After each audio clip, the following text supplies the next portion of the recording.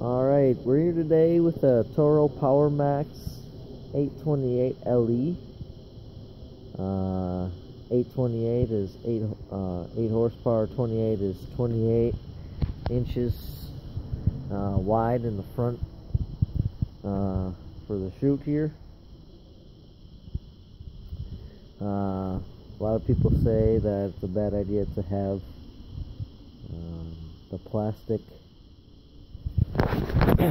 the chute here and also this, and they're right about that. I haven't had any issues up until a couple weeks ago. I had to melt the plastic so it'll go back together, and there's still a hole there, and then also it's cracking up here, so I'm gonna have to replace that. This unit is a couple years old. I want to say it's probably 2013. It's got the light on it. Everything works as it should. It does have a new carburetor on there. The previous owner didn't drain the gas every year, so it got clogged up a little bit. I took the cover off here just so, well, I do commercial and a lot of residential snow removal, so I use this quite a bit. So it's starting and stopping and starting and stopping, and it's running for hours and hours every time it snows. So I gotta have it in top running condition always. If something breaks, it gets fixed, within a half hour or so. I do have a backup, but I like this one a lot better. The Toros are really nice, probably one of my favorites. The stock carburetor that came on here was not adjustable. You could not adjust the amount of gas or air going in. They do that, so you have to clean them, and they're just operated by a spring. But the one I got aftermarket was about $12–13 from Amazon. And the screw on the bottom here, so you can turn that and adjust the amount of gas that's going in there, which has to be done if any amount of dirt or anything gets in the carburetor. And also the adjustments over time. The springs in the other ones, the springs, they wear out. Springs are they're bent metal, and bent metal is something that's always going to wear out because it's already been stretched. So there's that. That doesn't have a spring. It does have a spring on it, but it's an adjustable needle, not a fixed needle. Other than that, I keep the cover off, and this line, it's a couple years old, so the primer line got a little cracked, so I had to replace that. I rerouted it. I just drilled the hole through here to here. So if I can take that off. I have had issues with the primer bulb when it's real cold.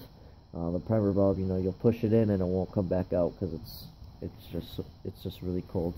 So I'll have to take this completely off, disconnect it from inside of there, and if you just blow some air through there, that'll get 10 times as much gas into the carburetor that you're going to need to even start. Then the primer's going to give it regularly. But I'll start this thing up for you guys. I'm not going to drive it around or anything, just because I'm using this with my phone. If I had another person here, I might do something like that. Also, we don't have much snow here. It's pretty warm. It's about 42 degrees today. Snow's been melting for a couple weeks. We're supposed to have some snow tomorrow, so I was going to make this video, get this thing running, make sure it's running real good before I have to go use it tomorrow. So I am going to start it up for you here. It's been sitting for about 2 weeks, but it's not very cold. Again, it's about 42 degrees here, which isn't very cold. This is it's a Tex-Shoe-Mech. I call it Tex-Shoe-Mech. A lot of people say something else. I just like to pronounce it how I can read it on there. But also, I do have a new gas cap for it, a red one. The stock one that comes with it is black, and I lost that one. So, but it's a Snow King motor, I guess. That means anything to anybody. Also, I did put another strap on there to hold my shovel on there. It goes around the head. It really fits on there just perfectly. The shovel is perfect and everything. It's got the light on there. I don't use the light. I'm in the middle of. I'm gonna hook some LEDs up probably this summer sometime. Let's get this thing started up here for you. Throttle up all the way. Choke on. Hit the primer bulb. Usually until I see gas coming out of there. See some gas in there.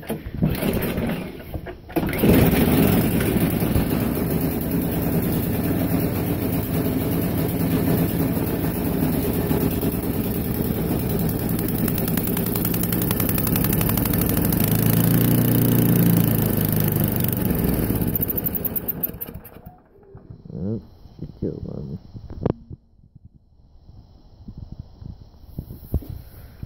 We'll give her another shot if she wasn't quite warmed up, I guess. Or maybe she's out of gas.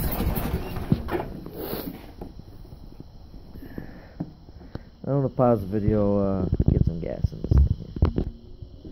Alright, she didn't have very much gas in there. Put some gas in.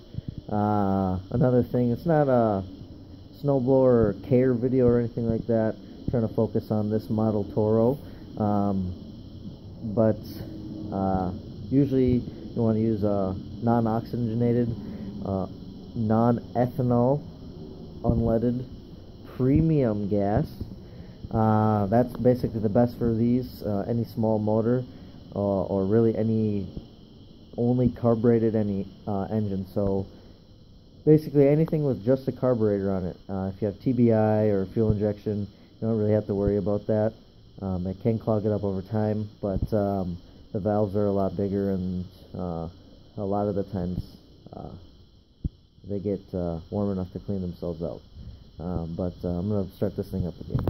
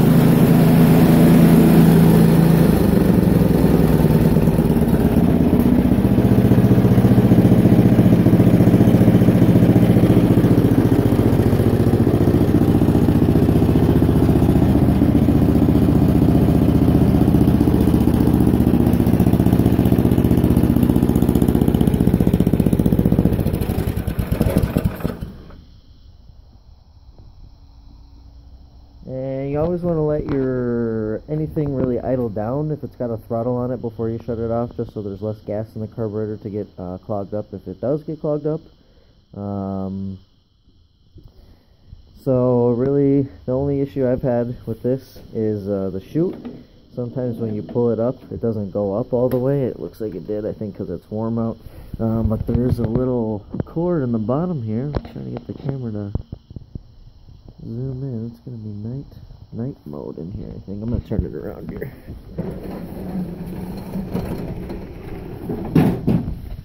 Maybe we can get some sunlight on that. I don't think we're gonna. Okay, there it is. This little thing in here, you can even see that the wires are frayed in that. And it's bent right there. So sometimes it, just like that, it doesn't quite go in there, which doesn't move the chute all the way up.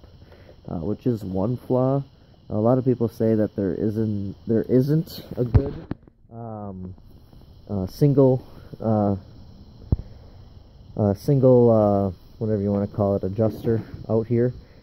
People do say that Toro is the best one, although I haven't had an issue with it, so kind of iffy buying any other ones. But other than that, I really haven't had any issues with this. If you do pull it all the way back like this, you can still walk up here and just kind of pull it up all the way. That's how I do it if it does get stuck.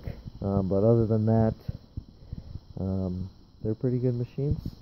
I do use this for commercial use, so if you are considering, making a business out of it, these ones are good for it. A lot of really simple repairs. Other than the plastic chute on there, I might kind of see if they have some sort of remade design, or maybe the plastic's just old on me. But other than that, We're going to end this video. If you have any questions, I'll answer them. Put them in the comments. See you next time.